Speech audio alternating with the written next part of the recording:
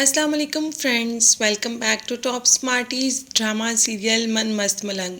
सिकंदर के लिए ये बात बिल्कुल नहीं होती कि रिया और कबीर एक दूसरे से मोहब्बत करते हैं। अस्मा ने आज तक सिकंदर को ये बात बताई ही नहीं। उसे तो तब पता चला जब कबीर उसके दरवाजे पर आ गया रिया का हाथ मांगने के लिए। रिया जैसे ही जाने लगती है तो अस्मा रिया का हाथ पकड़कर रोक लेती है। अब तो रिया हर दीवार पार कर कर कबीर के पास चली जाएगी और चली जाती है। जाते ही कबीर के गले लग जाती है।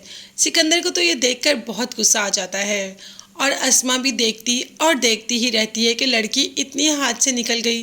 खैर सिकंदर उसको साइड पर करके कबीर की तो अच्छी खासी क्लास लेता है, उसका गिरेबान तक पकड़ लेता है और कह देता है कि आइंदा मेरे घर के इर्द गिर्द नज़र मत आना। माँ भी कबीर की कह देती है कि वो क्या तुम्हारे घर के इर्द गिर्द नजर आएगा, तुम्हारी बहन मेरे घर में आती है उससे मिलने के लिए, तो तुम अपनी बहन को रोको। अगर सिकंदर को ये सब पहले ही पता होता तो बहन कब की रुक चुकी होती। ये तो सिकंदर को पता ही नहीं था, इसीलिए बात यहाँ तक पहुँच गई। खैर सिकंदर तो काफ़ी गुस्से में होता है और रिया का कॉलेज जाना भी बंद कर देता है और रिया से फ़ोन भी ले लिया जाता है। अब ना तो रिया कॉलेज जा सकती है और ना ही रिया के पास फ़ोन है।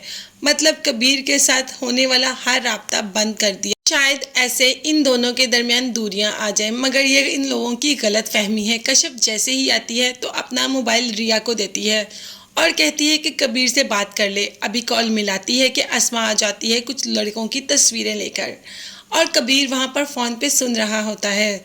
तो अस्मा कह देती है कि ये 3 लड़कों की तस्वीरें हैं, इसमें किसी को भी पसंद कर लो। जिस पर रिया जवाब देती है कि मैंने सिर्फ कबीर को पसंद किया है, वही मेरा मंगेतर है और मैं उससे ही शादी करूँगी। अब कबीर तो ये सब कुछ सुन रहा होता है तो अस्मा कह देती है कि मेरी दहलीज पर आकर नाक रगड़े और ये कहे कि इसने मेरे बाप को मारा, माफ़ी मांगे, तो मैं उसके साथ तुम्हारी शादी शायद कर दूँ। अब देखते हैं कि कबीर क्या एक्शन लेता है। कबीर के घर वाले यहाँ पर कौन से मान रहे हैं शादी के लिए।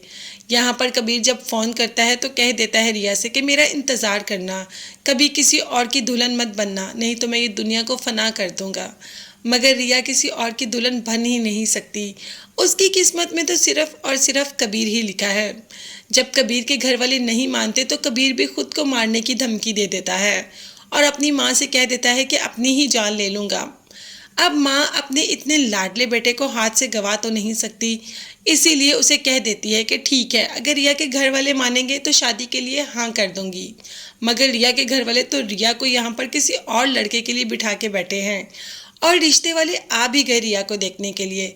अब देखते हैं कि रिया उस लड़के के नाम की अंगूठी पहन लेगी या अपने आप को कबीर की ही रहने देगी। ये सब देखने और जानने के लिए चैनल को लाजमी सब्सक्राइब कीजिएगा। नेक्स्ट वीडियोस तक के लिए अल्लाह हाफिज़, बाय बाय एंड टेक।